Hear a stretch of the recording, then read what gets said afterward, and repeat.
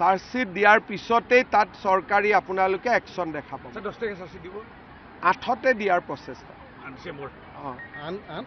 8 ডিচেম্বৰতে দিয়াৰ প্ৰচেষ্টা।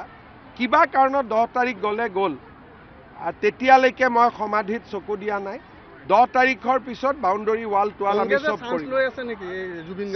কংগ্ৰেছে এটা নিৰৰ্থক প্ৰচেষ্টা কৰি আছে, কাৰণ Zubeen Garg, Congress, BJP, CPM, CPI সকলোৰে কোনো এটা দলৰটো নহয়। তেওঁলোকে জুবিনক কংগ্ৰেছীকৰণ কৰাৰ প্ৰচেষ্টাটো সেইটো কোনো মানুহে ভাল নাপায়, কাৰণ তেওঁলোকৰ এই প্ৰচেষ্টাৰ কাৰণে 2টা ভোট কমিব, 2টা ভোট নাবাঢ়ে।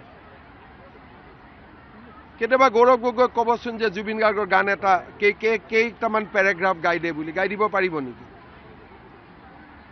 তেওঁলোকে জীৱনকালত জুবিনক কেতিয়াও সন্মান দিয়া নাছিল। চাৰ্জশ্বিট দিয়াৰ পিছতেই তাত চৰকাৰী আপোনালোকে একশ্যন দেখাব। 10 তাৰিখে চাৰ্জশ্বিট দিব, 8তে দিয়াৰ প্ৰচেষ্টা, 8 ডিচেম্বৰ। 8 ডিচেম্বৰতে দিয়াৰ প্ৰচেষ্টা। কিবা কাৰণত 10 তাৰিখ গ'লে গ'ল, তেতিয়ালৈকে মই সমাধিত চকু দিয়া নাই। 10 তাৰিখৰ পিছত বাউণ্ডৰী ৱাল টোৱাল আমি চব কৰিম।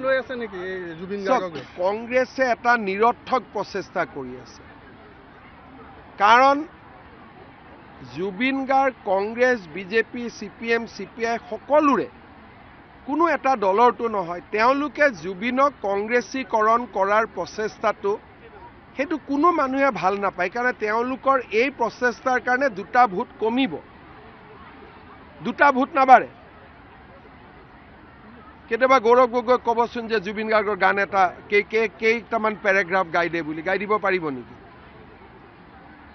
তেওঁলোকে জীৱনকালত জুবিনক কেতিয়াও সন্মান দিয়া নাছিল।